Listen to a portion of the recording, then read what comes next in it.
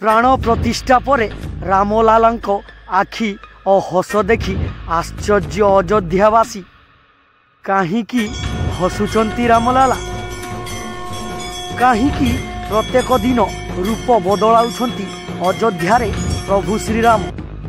अयोध्यारे ओडिया भक्त सह घटीगला विराट बड़ चमत्कार। ओडिया भक्त को देखी हठात हसी उठिले रामलाला। तो हाँ दर्शक बंधु, यही तमाम प्रश्नर उत्तर आज आमे आपण मानंकु जणैबु एही भिडियो रे। तो भिडियो को प्रथम शेष जाए देखिले आपण माने ठीक यही प्रश्नर उत्तर गुड़िकु पाई परिबे एवं यही घटनार सत्यासत्य को जानी परिबे। एवं जदि चैनल को प्रथम करी आसी थांती चैनल को लाइक शेयर सब्सक्राइब करी बेल आइकन को दबाई दियंतु। एवं मु जेतेबेले एही प्रभु श्रीरामंकर आश्चर्यजनक भिडियो गुड़िकु आनिबी आपण माने सर्वप्रथमे देखि परिबे। एवं जदि आपण जने सच्चा हिंदू होइथिबे कमेंट रे जय श्रीराम लिखिबा को भूलिबे नहीं। हठात जीवंत होई उठिला रामलालांकर विग्रह। प्राण प्रतिष्ठा परे रामलालांकर बदली गला मुखमंडल। ए दृश्य को देखी निजे चमकी पड़िले मूर्तिकार। निजे तैयारी करिथिबा मूर्ति को निजे चिन्हि पारि नथिले। चालीथिला पूजा अर्चना ब्राह्मणर वेदमंत्र रे कंफुतिला चतुर्दिग। आउ सारा देशरू शुभुथिला रामंकर ध्वनि। आउ समस्ते दिव्य मुहूर्त अलौकिक मुहूर्त आउ सही ब्रह्म मुहूर्त को व्याकुल होई अपेक्षा करी रहिथिबा बेले समस्तंकर नजर रहिथिला सही 84 सेकेंड उपरे। ब्राह्मण मानंकर वेदमंत्र पाठ सांगकु सेपटे दीर्घ 500 वर्ष अपेक्षार अंत घटीथिला। आउ शेषरे रामलालांकर मुखमंडलरू पटी खोला जाइथिला। समस्ते रामलालांकर सही दिव्य रूपकु देखिबार सौभाग्य से दिन पाइथिले। रामलालांकर सही दिव्य रूपकु देखि समस्तंकर आखि जेमिति लुहरे छल छल होई जाइथिला। हेले एही समय रे निजकु संभाली पारि नथिले मूर्तिकार अरुण जोगीराज।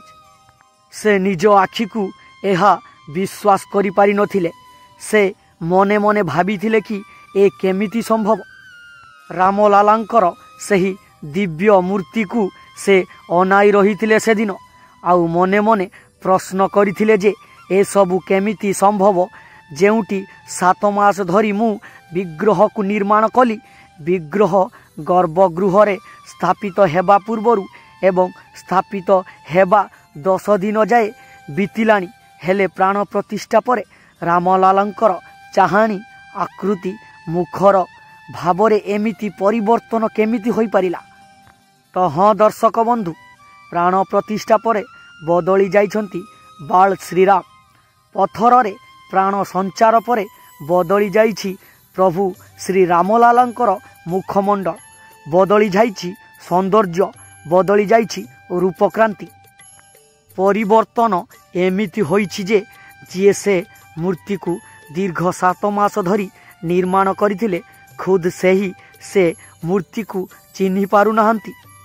जहा को नहीं एभळे किछि कहिछंती मूर्तिकार अरुण जोगीराज। रामलालांकर प्राण प्रतिष्ठा को एहारी भितरे 6 दिन बीती जाइथिले मध्य से दिनर सही मुहूर्त को भूली पारु नाहंती अरुण जोगीराज। जेतेबेले रामलालांक मुहरु से पटी खोला जाइथिला आउ पटी खोलिबा परे जेउ चमत्कार घटिथिला से कथा को भूली पारु नाहंती अरुण जोगीराज। प्रति मुहूर्तरे तांख आखि आगरे झलसी जाउछि रामलालांकर से दुर्लभ रूप। आज भी से मुहूर्त को मने पकाई भाव विह्वल होई पड़ुछंती मूर्तिकार अरुण जोगीराज। तेणु एबे चर्चार विषय पालटिछंती कर्णाटकर शिल्पी अरुण जोगीराज। ये हेउछंती सही व्यक्ति जिए अयोध्यारे पूजा पाउथिबा रामलालांकर मूर्ति करिथिले। आज रामलालांक जे मूर्ति को देखि आमे खुशी हेउछे ताहाकु निष्ठा और भक्ति भावरे जोगीराज निज हाथ रे ତିଆରି କରିଛନ୍ତି। ଆଉ ମୂର୍ତ୍ତି ଅପେକ୍ଷା ରାମଲାଲାଙ୍କର ହସ ଓ ଆଖିକୁ ଭକ୍ତଙ୍କୁ ଆକର୍ଷିତ କରିନେଉଛି ରାମଲାଲାଙ୍କ ନିକଟକୁ। ଏମିତି ସୁନ୍ଦର ମୂର୍ତ୍ତିକୁ କେମିତି ତିଆରି କରି ପାରିଲେ ଯୋଗୀରାଜ? ଅନେକ ଯୋଗୀରାଜଙ୍କୁ ଦେଖି ଏହି ପ୍ରଶ୍ନ କରିବାରେ ଲାଗିଛନ୍ତି। ତ ଅରୁଣ ଯୋଗୀରାଜଙ୍କର କହିବା କଥା ହେଉଛି, ମୂର୍ତ୍ତି ସିନା ସେ ଗଢ଼ିଥିଲେ, କେମିତି ହେବ ରାମଲାଲା ତାହା କରୁଥିଲେ ବୋଲି ଯୋଗୀରାଜ କୁହନ୍ତି। ମୂର୍ତ୍ତି ଗଢ଼ିବା ପୂର୍ବରୁ ସେ ଅନେକ ଗବେଷଣା କରିଛନ୍ତି। କାରଣ ପଥର ଉପରେ ଥରେ ଖଦେଇ ହୋଇଗଲେ ତାହାକୁ ଲିଭାଇ ହେବ ନାହିଁ। 1000ରୁ ଅଧିକ ଶିଶୁଙ୍କ ଫଟୋ ମୋବାଇଲରେ ରଖି ଦେଖିବା ସହ ଅନେକ ପିଲାଙ୍କ ସହ ମିଶିଥିଲେ। ପିଲାମାନେ ହସିଲେ ମୁହଁରେ କି ପ୍ରକାର ପରିବର୍ତ୍ତନ ହେଉଛି ତାହାକୁ ଲକ୍ଷ୍ୟ କରିଥିଲେ ସେ। ଅନେକ ଗବେଷଣା ପରେ 5 ବର୍ଷ ଶିଶୁର ମୁହଁକୁ ଆଧାର କରି ସେ ରାମଲାଲାଙ୍କର ମୁଖ ଓ ଆଖିକୁ ତିଆରି କରିଥିଲେ। କିନ୍ତୁ ମୂର୍ତ୍ତି ଗଢ଼ିବା ସମୟରେ ରାମଲାଲା ଯାହା କହୁଥିଲେ ମୁଁ ସେମିତି କରୁଥିଲେ ବୋଲି ଯୋଗୀରାଜ କହନ୍ତି। ମୂର୍ତ୍ତି କାମ ଶେଷ ହେବା ପରେ ଚୟନ ପ୍ରକ୍ରିୟା ହୋଇଥିଲା। ସେ ଗଢ଼ିଥିବା ମୂର୍ତ୍ତି ଯେତେବେଳେ ରାମ ମନ୍ଦିରରେ ସ୍ଥାପନ ହେବାକୁ ଚୟନ ହୋଇଗଲା, ସେତେବେଳେ ଯୋଗୀରାଜ କିଛି ସମୟ ପାଇଁ ସ୍ତବ୍ଧ ହୋଇଯାଇଥିଲେ। ଜାନୁଆରୀ 22 ତାରିଖରେ ପ୍ରାଣ ପ୍ରତିଷ୍ଠା ପରେ ଯେତେବେଳେ ଗର୍ଭଗୃହରେ ରାମଲାଲାଙ୍କୁ ଦେଖିବେ, ସେ ଅଦ୍ଭୁତ ଶକ୍ତି ଏବଂ ଚମତ୍କାର ଶକ୍ତି ଯାହାକି ଯୋଗୀରାଜଙ୍କୁ ଆଶ୍ଚର୍ଯ୍ୟଚକିତ କରିଦେଇଥିଲା। କାରଣ ସେ ତିଆରି କରିଥିବା ମୂର୍ତ୍ତି ପ୍ରାଣ ପ୍ରତିଷ୍ଠା ପରେ ଏମିତି ପରିବର୍ତ୍ତନ ହୋଇଯିବ ବୋଲି ସେ କେବେ ସୁଦ୍ଧା ଚିନ୍ତା କରିପାରିନଥିଲେ। ଯେତେବେଳେ ପ୍ରାଣ ପ୍ରତିଷ୍ଠା ସରିଥିଲା ଏବଂ ପ୍ରଭୁ ଶ୍ରୀରାମଙ୍କ ମୁଖମଣ୍ଡଳରୁ ପଟି ଖୋଲାଯାଇଥିଲା, ମୁଖମଣ୍ଡଳକୁ ସିଧାସଳଖ ଚାହିଁ ରହିଥିଲେ ଯୋଗୀରାଜ।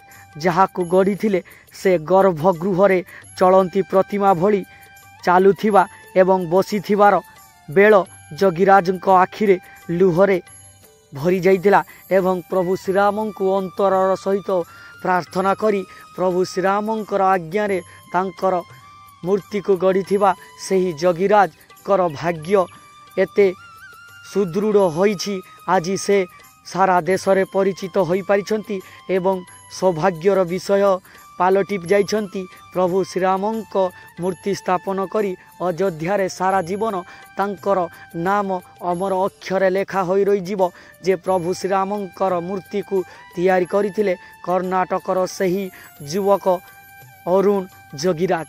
ତ ଆଜିର ଏହି ଭିଡ଼ିଓଟି ଆପଣମାନଙ୍କୁ କେମିତି ଲାଗିଛି ମତାମତ ଦ୍ୱାରା କମେଣ୍ଟରେ ନିହାତି ଜଣାଇବେ ଏବଂ ଚ୍ୟାନେଲକୁ ଯଦି ପ୍ରଥମ କରି ଆସିଥିବେ ଲାଇକ୍ ସେୟାର ସବସ୍କ୍ରାଇବ୍ କରିଦେବେ ଏବଂ ଯଦି ଭିଡ଼ିଓଟି ଭଲ ଲାଗିଥାଏ କମେଣ୍ଟରେ ଜୟ ଶ୍ରୀରାମ ଲେଖିବାକୁ ଭୁଲିବେ ନାହିଁ।